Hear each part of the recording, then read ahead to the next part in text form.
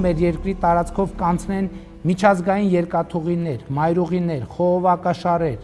էլեկտրահաղորդման գծեր։ Այս ծրագիրը Խաղաղության խաչմերուկ նախագծի կարևոր մասերից մեկն է դառնում։ Հայաստանը այս ամենով դառնում է Խաղաղության խաչմերուկ։ Խաղաղության խաչմերուկի քարտեզում ամեն ինչ ճիշտ է նկարագրված բացի մեջտեղի գծերից։ Սա ոչ թե խաղաղության խաչմերուկ է, այլ Հայաստանի վրա խաչ քաշելու քարտեզ։ Այս իշխանությունները սիրում են քարոզչություն անել, ինչ-որ բան փաթեթավորել, ասել նոր գաղափարներ ունենք եւ դա փորձել վաճառել ինչ-որ հարթակներում։ Ինչ-որ մեկի գլխում ծնվել է խաղաղության խաչմերուկի գաղափարը, իրենք սկսել են այդ մասին պատմել տարբեր տեղերում, ասում են նման միտք ունենք, այսպես է լինելու, մեր հարևանների հետ սահմաններն ապաշրջափակվելու են, բայց երբ այդ գաղափարի առաջին իսկ փորձաքննության կարիքն է առաջանում, միանգամից մի շարք հարցեր են ծնվում։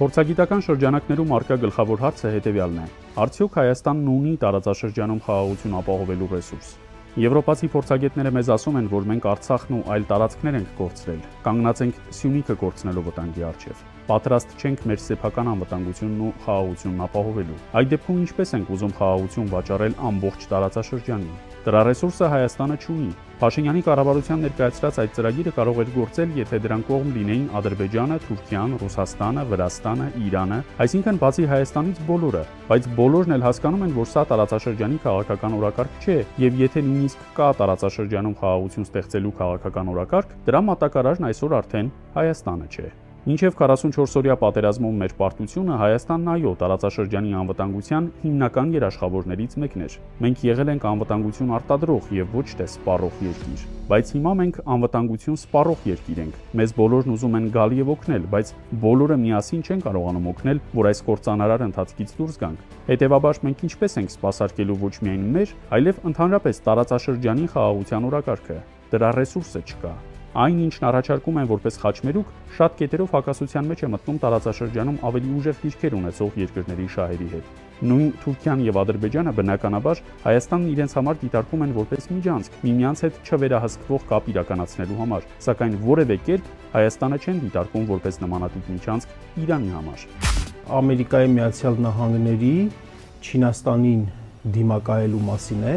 Սա Ամերիկայի Միացյալ Նահանգների կողմից Իրանին մեկուսացնելու մասին է, սա Ամերիկայի Միացյալ Նահանգների կողմից Իրան-Ռուսաստան համագործակցությունը տորպեդահարելու մասին է եւ այդ ամեն ինչը տեղի է ունենում Հայաստանի վրայով, Հայաստանի շնորհիվ, իսկ խաղաղություն բնականաբար չի լինելու։ Այս տարածաշրջանում միևնույն է Թուրքիան եւ Իրանը մշտապես մրցակցելու են, Ռուսաստանն ու Արևմուտքն էլ մյուս կողմից։ Երբ դու գալիս եւ ասում ես ճանապարհները բաց են, որևէ վերահսկողություն չի լինելու, այստեղ միանգամից սկսվում է աշխարհաքաղաքական կենտրոնների մրցակցությունը։ Ռուսաստանի Դաշնությունն ուզում է, որ այդ խաչմերուկը լինի իր վերահսկողությամբ, Արևմուտքը իր, Թուրքիան եւ Իրանը իրենց, եւ նորից հակասություն ու կոնֆլիկտ, ու դու այն պետությունը չես, որ կարողանաս զսպել այդ բոլորի ախորժակն ու ասել ոչ, տարածաշրջանը շարժվելու է այս օրակարգով։ Որքան հանգիստ է վերաբերվում Ռուսաստանն այստեղի գործընթացներին, նույնքան անտարբեր է Արևմուտքն այդ ամենի նկատմամբ։ Մամուլում ժամանակին կարդում էինք Միացյալ Նահանգների Սենատի արտաքին հարաբերությունների հանձնաժողովում պետքարտուղարության պաշտոնյայի Օբրայանի հայտարարությունները, որ Հայաստանն արտաքին քաղաքականություն է փոխում։ Բայց երբ Արևմուտքում խոսում ես այդ քաղաքականությունը մշակող անձանց հետ, այնտեղ վերապահումներով են վերաբերվում Փաշինյանի այդքան արագ դեպի Արևմուտք գնալու գաղափարին։ Արևմուտքում կա վախ, որ Հարավային Կովկասը կվերածվի Ռուսաստանի հետ հակամարտության թեժկետի երկրորդ ճակատի։ Եթե նախկինում կարծում էինք, թե Արևմուտքը կարող է երկրորդ ճակատ բացել ուկրաինական պատերազմում Ռուսաստանի դեմ պայքարում հաջողություններ արձանագրելու համար, հիմա Արևմուտքն ինքն է սկսել վախենալ այդ երկրորդ ճակատից։ Ուկրաինայում Ռուսաստանի դեմ Արևմուտքի պատերազմն արդեն անհեռանկար է։ Արևելյան Եվրոպայի մի շարք երկրներ հրաժարվում են պատժամիջոցները սպասարկելու գաղափարից։ Ռուսաստան ներկայությունը գետնի վրա նվազում է, իսկ Արևմուտքի ներկայությունը գետնի վրա աճում է։ Սահմանապանները դուրս եկան, բայց հիմա դիտորդական առաքելություն կա։ Հիմա փաստացի Հայաստան-Իրան սահմանում գտնվում են սահմանապահ զորքերը, որոնք պիտի լինեին նաև այս նոյեմբեր 9-ին, որտեղ նույն մարտիկ այնտեղ կլինեն։ Փաստացի իրանք էլ չեն լինելու, կլինի ինչ-որ ԱՄՆ-ին աֆիլացված այլ մասնավոր կազմակերպություն։ Փոխարինվում է Ռուսաստանի ներկայությունը գետնի վրա Արևմուտքի ներկայությամբ։ Արևմուտքը որպես Ուկրաինայի զենքի, գումարի, տնտեսության մատակարար այլևս սպառվել է եւ չունի բավականաչափ ռեսուրսներ։ Եվ եթե Արևմուտքում կա գիտակցում, որ Ուկրաինայի բանը բուրդ է, ապա բնականաբար Արևմուտքում չեն ցանկանա, որ բանը բուրդ լինի նաեւ Հարավային Կովկասում։